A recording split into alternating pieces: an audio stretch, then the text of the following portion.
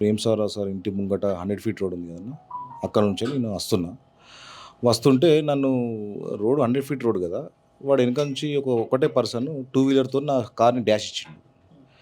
అరే ఏంది అని కామన్గా నేను దిగితే వెనక చూసుకునేసరికి డ్యామేజ్ అయింది.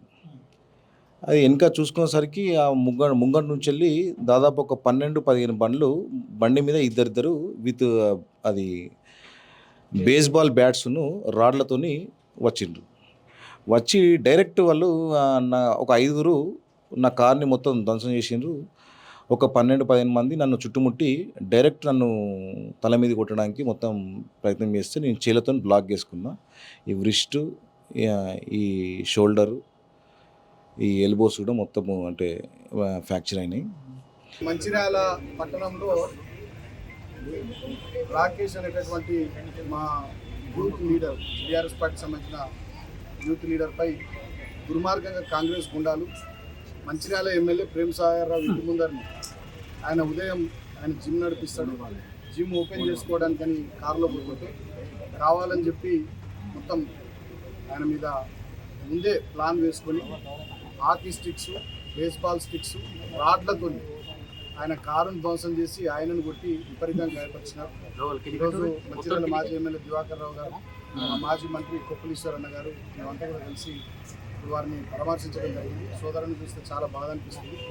చాలా గాయాలైనాయి, మీరు కూడా మీడియా మిత్రులు కూడా చూసినారు. సో విపరీతంగా ఆయన చేతులు కదిలిపోయినాయి, ఉట్టిపోయినాయి, కాళ్ళు 2-3 చోట్ల రాడ్లతో కొట్టడం ద్వారా లోపలికి రంధ్రాలు కూడా పడ్డాయి. చాలా ఇదొక రకమైనటువంటి బ్రూటల్ అటాక్. ఆయనను చంపడానికి కాంగ్రెస్ గుండాలు ప్రయత్నించింది. ఇది మంచిర్యాల ఎమ్మెల్యే ప్రేమ్ సాగర్ రావు ఇంటి ముందరనే జరగడం చాలా దురదృష్టకరం. దీని వెనుక ఖచ్చితంగా కాంగ్రెస్ ప్రభుత్వము, కాంగ్రెస్ ఎమ్మెల్యే హస్తం ఉందనేది చాలా స్పష్టంగా అర్థమవుతూ ఉంది. ఎందుకంటే రాష్ట్రంలో ఈ 5 నెలల పరిపాలన కాంగ్రెస్ ప్రభుత్వాన్ని చూస్తే ప్రజాపాలన నడుస్తలేదు, ప్రతీకార పాలన నడుస్తున్నది, పగలతో కక్షలతో కూడినటువంటి పరిపాలన నడుస్తున్నది. ఇప్పటికే ముఖ్యమంత్రి రేవంత్ రెడ్డి సొంత జిల్లాలో కొల్లాపూర్ నియోజకవర్గంలో 2 బీఆర్ఎస్ పార్టీ నాయకులను దారుణంగా హత్య చేసినారు. అదేవిధంగా ఉమ్మడి నల్లగొండ జిల్లాలో కోమటిరెడ్డి వెంకటరెడ్డి ప్రాతినిధ్యం వహిస్తున్న ఉమ్మడి నల్లగొండ జిల్లాలో ఈ రకమైనటువంటి దారుణాలు జరిగినాయి. చాలామంది మీద ఇళ్ల మీద పోయి దాడులు జరిగినాయి. పొంగులేటి శ్రీనివాసరెడ్డి ప్రాతినిధ్యం వహిస్తున్న ఉమ్మడి ఖమ్మం జిల్లాలో కూడా ఈ రకంగానే జరిగింది.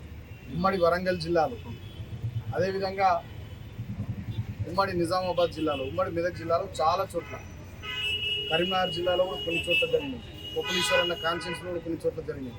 ఇవాళ ఉమ్మడి ఆదిలాబాద్ జిల్లాలో అక్కడక్కడ అడపాదడపలు కొంచెం జరిగినాయి తప్ప, కేసులు పెట్టడం లాంటివి జరిగినాయి తప్ప, ఈ రకమైనటువంటి హత్య చేసేటటువంటిది జరగడం ఉమ్మడి ఆదిలాబాద్ జిల్లాలో మొట్టమొదటిసారి. ఈ గూండా రాజ్యం, ఈ రౌడీ రాజ్యం మంచిది కాదు. నేను ఎమ్మెల్యేని కూడా కోరుతా ఉన్నా, మీ పద్ధతి మార్చుకోండి. డెఫినెట్గా ఇది మంచి సంప్రదాయం కాదు. మీరు గెలిచిరు, అధికారంలోకి వచ్చిరు, ప్రజలకు చేసే పనుల మీద, ఈ ప్రాంత అభివృద్ధి మీద మీరు దృష్టి పెట్టండి తప్ప ప్రత్యర్థులు, ఇతర పార్టీల వాళ్ళని శత్రువులుగా చూసేటటువంటి ధోరణిని మీరు పని చేసుకోవాలి. 10 సంవత్సరాలు మేము కూడా అధికారంలో ఉన్నాం. మేమే అట్లా అనుకుంటే నిజంగా ఎవరు కూడా ఉండేటోళ్ళు కాదు. కానీ మేము అటువంటి ధోరణితో పోలే. తెలంగాణ కోసం కొట్లాడిన పార్టీగా, తెలంగాణను తెచ్చిన పార్టీగా, కేసీఆర్ గారి నాయకత్వంలో ప్రజల సంక్షేమం, ఈ ప్రాంతాల అభివృద్ధి మీద మేము దృష్టి పెట్టినాం తప్ప ఇలాంటి హత్యా రాజకీయాలు మేము ఎన్నడూ చేయలేదు. సంపూర్ణమైనటువంటి మెజారిటీ 10 సంవత్సరాలు ఉన్నటువంటి మా ప్రభుత్వం, 2 టర్ములు అధికారంలో ఉన్నటువంటి మా ప్రభుత్వం అయినప్పటికీ కూడా ఎన్నడూ ఇక్కడ ఇలాంటి హత్యా రాజకీయాలు మేము చేయలేదు.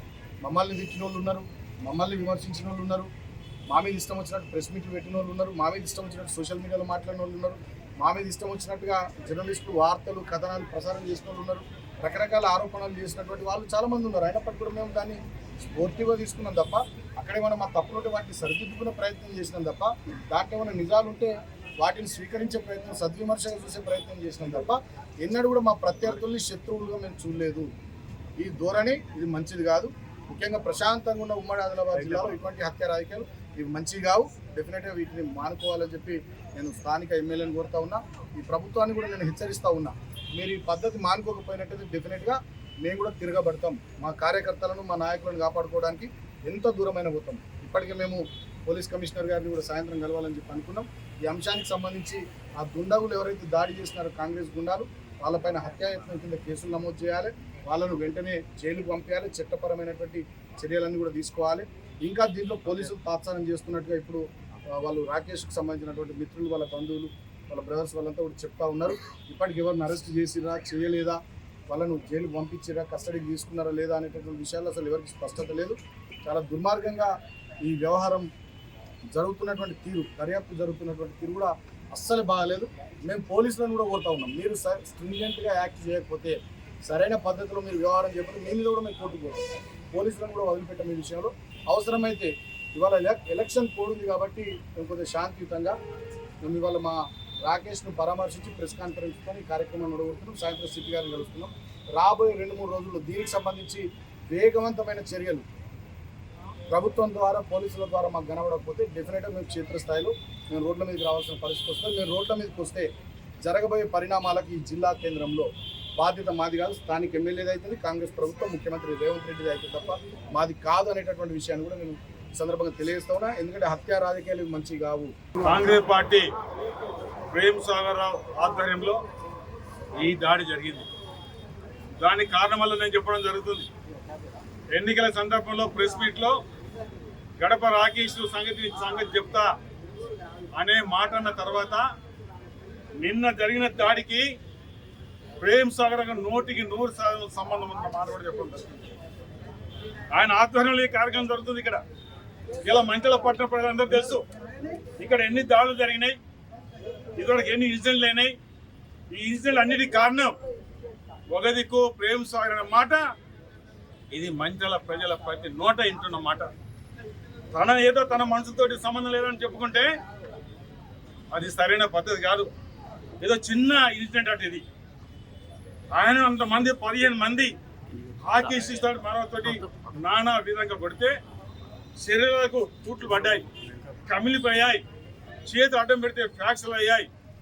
ఇది మామూలు అట అంటే మామూలుదా ఇది? ఆ దెబ్బలు ఒకవేళ మీకే తలిగి ఉంటే మీరు ఏ రకంగా బాధపడతారు? మీ పిల్లలు ఏ రకంగా బాధపడతారు? మీ కన్నవారు ఏ రకంగా బాధపడతారు?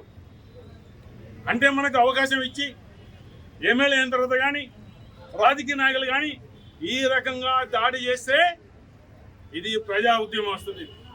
ప్రజలు తిరగబడతారు. మంచాలకు మంచి వాతావరణంలో మంచాలు ఉంది. ఎన్నో ఏళ్ళ నుంచి మంచాలు ఇలాంటి సంఘటనలు లేవు.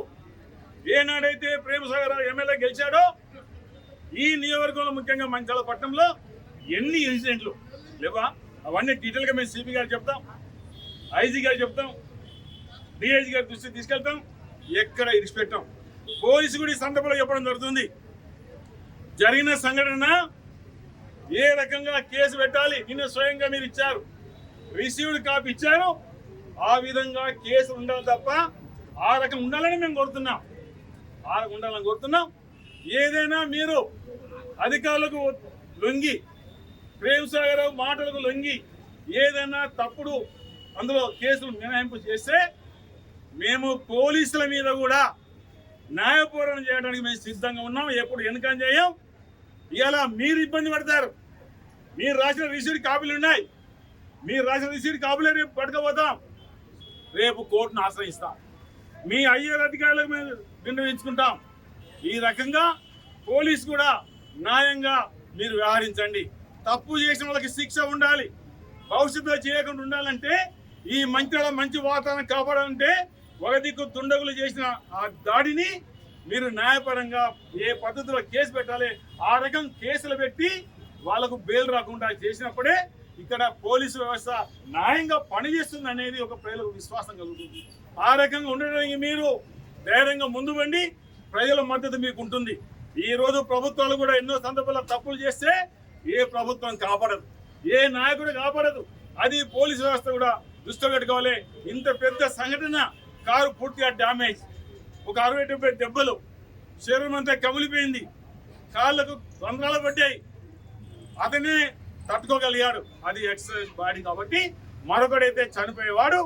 ఆ చనిపోయే పరిస్థితిలో ఆయన అప్లికేషన్లు కూడా నన్ను చంపడానికి ప్రయత్నం చేసిండు అనేది కూడా మరి మెన్షన్ చేసిన సందర్భంలో ఆ రకంగా కేసు ఉండాలనే ఈ పోలీసు వారికి మా విజ్ఞప్తి అనే మాట చెప్పడం జరుగుతుంది. ఈ సందర్భంలో రాకేష్ పై జరిగినటువంటి దాడి ఏదైతే ఉందో ఒక దుర్మార్గమైనటువంటి చర్యగా మేము భావిస్తూ ఉన్నాం. ఎందుకంటే కాంగ్రెస్ ప్రభుత్వం వచ్చిన తర్వాత రాష్ట్ర వ్యాప్తంగా బీఆర్ఎస్ పార్టీ నాయకులపైన, కార్యకర్తలపైన అనేక దాడులు జరుగుతూ ఉన్నాయి. ప్రశాంతంగా ఉన్నటువంటి తెలంగాణ రాష్ట్రంలో ఒక కొత్త విధానాన్ని, ఒక గుండా రాజ్యాన్ని నిర్మించాలనేటువంటి ప్రయత్నం ఇలా రేవంత్ రెడ్డి ముఖ్యమంత్రి కావచ్చు, వాళ్ళ కింద ఉన్నటువంటి ఎమ్మెల్యేలు కావచ్చు అనుసరిస్తున్నటువంటి విధానం ఇదని మనం చెప్పొచ్చు. ఎవరైతే రాకేష్ ఉన్నారో పట్టణ ప్రధాన కార్యదర్శిగా బీఆర్ఎస్ పార్టీకి పనిచేస్తూ ఉన్నారు. ఆయన చేసినటువంటి తప్పు ఏంటంటే బీఆర్ఎస్ పార్టీకి ఒక వికారస్ అయినటువంటి కార్యకర్తగా పనిచేయడమే ఆయన చేసిన తప్ప. ఏ పార్టీ నాయకులు, ఏ పార్టీ కార్యకర్తలు ఆ పార్టీకి పనిచేయరా? మీ పార్టీకి పనిచేసినటువంటి వాళ్ళు లేరా? ఏ పార్టీలో పనిచేసే వాళ్ళు ఆ పార్టీకి పనిచేస్తారు.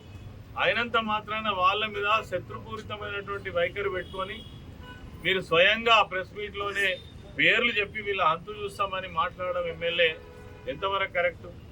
మీరు ఎమ్మెల్యే పని చేస్తారా, గుండాగిరి పని చేస్తారా? వేరే పని లేదా మీకు? ఇక్కడ మీరు వచ్చిన కాలం నుంచి ఇక్కడ ప్రజలు చెప్తున్నారు భూ కబ్జాలు ఎక్కువైపోయినాయి, గుండాగిరి ఎక్కువైపోయింది, దాడులు ఎక్కువైపోయినాయి. దీనికోసమేనా మీరు గెలిచింది? ప్రజల మాన ప్రాణాలు కాపాడాల్సినటువంటి బాధ్యత కలిగిన ఒక ప్రథమ పౌరుడిగా మీరు ఇటువంటి ప్రోత్సహించడం ఏంది? ఇది చాలా సిగ్గుతో తల దించుకోవాల్సినటువంటి ఘటన. దీన్ని మేము తీవ్రంగా ఖండిస్తూ ఉన్నాం. ఇంతకుముందే బాల్క సుమన్ గారు చెప్పినట్టు ఖచ్చితంగా అన్ని విధాల న్యాయ పోరాటంతో పాటు నిజంగానే మేము ఇదే విధంగా దౌర్జన్యం చేస్తాం, దుర్మార్గంగా ఎవరినంటే వాళ్ళని కొడతామంటే చూస్తూ ఊరుకునేందుకు కూడా ఎవరు లేరు. ఖచ్చితంగా దీనికి ప్రతిచర్య ఉంటుంది. అదేవిధంగా మేము పోలీసులను కూడా డిమాండ్ చేస్తున్నాం. మేము ఇప్పుడే చూసి వచ్చిన రాకేష్ను చాలా తీవ్రమైన గాయాలు. అసలు ఆయన ఒక బాడీ బిల్డర్ కాబట్టి, ఒక జిమ్ నడుపుతాడు కాబట్టి తట్టుకోగలిగిండు. అసలు ఎన్ని దెబ్బలు, మనిషిని చంపాలనేటువంటి ప్రయత్నం ఖచ్చితంగా జరిగింది. అందుకే ఆ కేసు నమోదు చేయడంలో కూడా పోలీసులు ఒత్తిళ్లకు లోనై ఏమాత్రం మార్పులు చేర్పులు చేసినా ఖచ్చితంగా మేము వదిలిపెట్టేది లేదు. ఖచ్చితంగా న్యాయ పోరాటం చేస్తాం.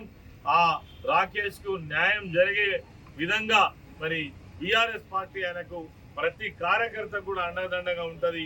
ఈ విషయంలో కూడా ఎంత దూరం అయితే అంత దూరం వెళ్తామని చెప్పేసి ఈ సందర్భంగా మనవి చేస్తూ ఈ విధానాన్ని మానుకోవాలని కూడా మేము డిమాండ్ చేస్తాం. మరిన్ని వీడియోస్ కోసం ఛానల్ ని సబ్స్క్రైబ్ చేయండి. లేటెస్ట్ అప్డేట్స్ కోసం వాట్సాప్ ఛానల్ ని ఫాలో చేయండి. అండ్ లింక్ డిస్క్రిప్షన్ లో ఉంది.